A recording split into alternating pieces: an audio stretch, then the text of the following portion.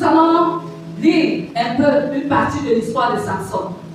Dans le livre de Juges 16, versets 16 à 21.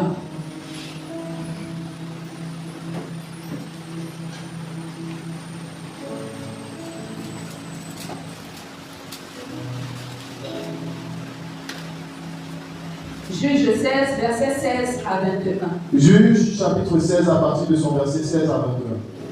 Comme elle était chaque jour à le tourmenter et à l'importuner par ses instances, son âme s'impatienta à la mort.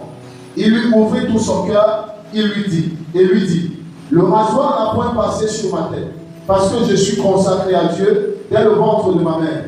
Si j'étais rasé, ma force m'abandonnerait. Je deviendrais frère et je serais comme tout autre homme. Délila, voyant qu'il lui avait ouvert tout son cœur, envoya appeler les princes des Philistins et leur fit dire, montez cette fois, car il m'a ouvert tout son cœur. Et les princes des Philistins montèrent vers elle et apportèrent l'argent dans leurs mains. Elle l'endormit sur ses genoux et ayant appelé un homme, elle rasa les 7 tresses de la tête de Samson. Et commençant ainsi à le dompter, il perdit sa force. Elle dit alors, les Philistins sont sur toi, Samson. Et il se réveilla de son sommeil et dit, je m'en tirerai comme les autres fois et je me dégagerai. Il ne savait pas que l'Éternel s'était retiré de lui. Les Philistins le saisirent et lui crevèrent les yeux. Ils le firent descendre à Gaza et le lièrent avec des chaînes de l'airain. Ils le tournaient la main dans la prison. Alléluia. Est-ce que quelqu'un peut acclamer cette parole de l'Éternel? Amen. Permettez-moi de commencer la lecture au verset 4 un peu.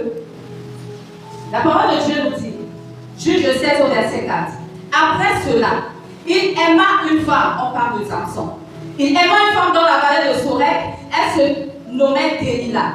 Les princes des Philistins montèrent vers elle et lui dirent, flatte-le pour savoir d'où lui vient sa grande force et comment nous pourrions nous rendre maîtres de lui. Nous le lirons pour le dompter et nous te donnerons chacun 1100 cycles d'argent. Délila dit à Samson, dis-moi, je te prie, d'où vient ta grande force et avec quoi il faudrait te lier pour te dompter. Samson lui dit, si on me liait avec cette corde fraîche, qui ne soit pas encore sèche, je deviendrai faible et je serai comme un autre homme. Les princes des Philistins apportaient à Délila cette corde fraîche qui n'était pas encore sèche et elle le lia avec ses cordes. Or, des gens se tenaient en embuscade chez elle dans une chambre. Elle lui dit, les Philistins sont sur toi, Samson.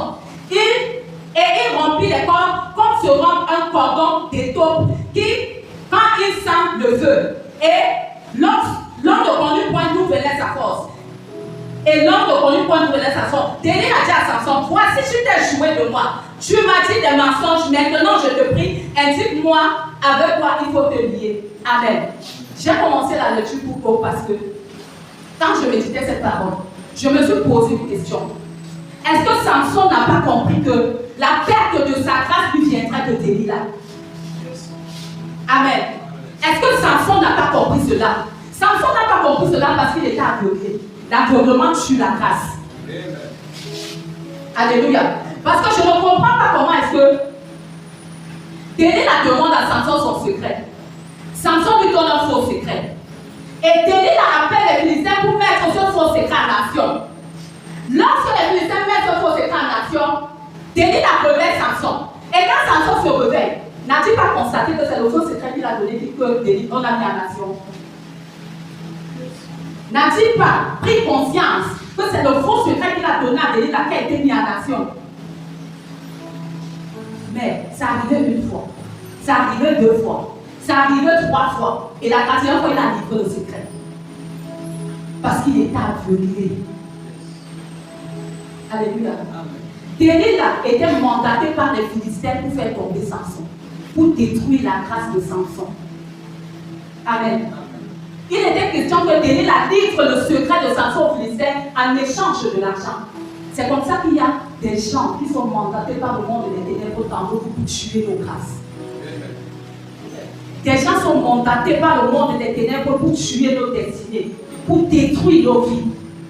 La séparation, c'est un prix à payer pour garder la grâce. C'est un prix à payer pour préserver la destinée. C'est un prix à payer pour garder la vie.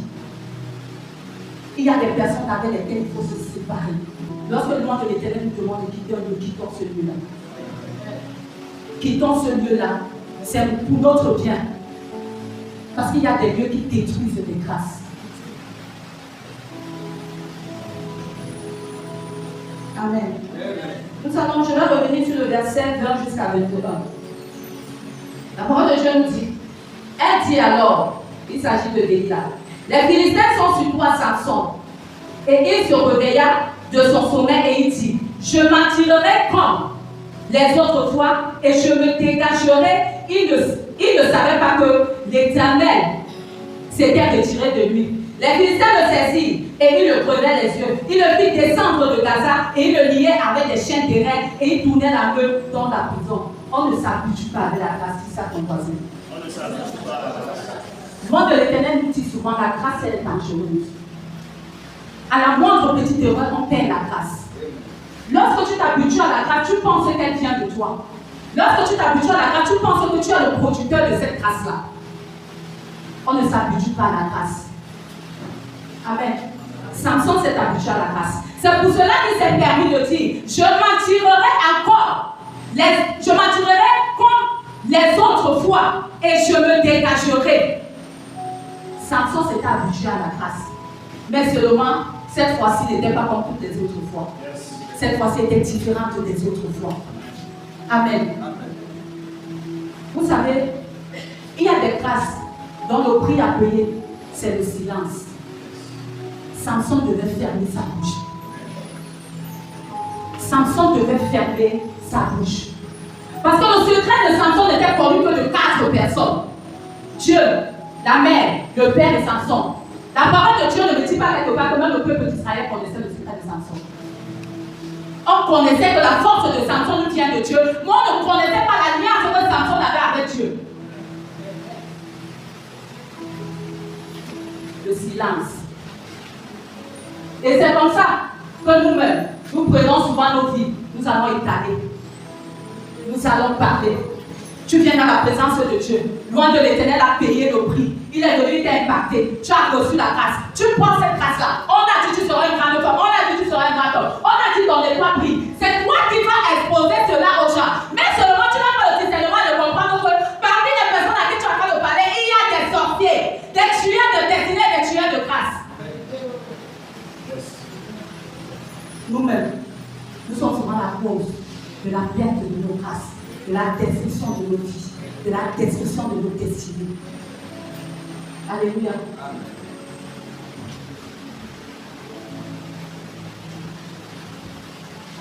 Et quand Dieu te quitte, la grâce te quitte. Et quand la grâce te quitte, tu es exposé à l'ennemi. Tu n'es plus le prédateur, tu deviens la proie. Samson était le prédateur. Alléluia. Samson était le prédateur des Philistins. Mais dès qu'il a ouvert sa bouche, il a parlé. Dieu l'a quitté, la grâce l'a quitté, il était exposé à l'ennemi. Il était exposé aux Philistins. Il est devenu la proie des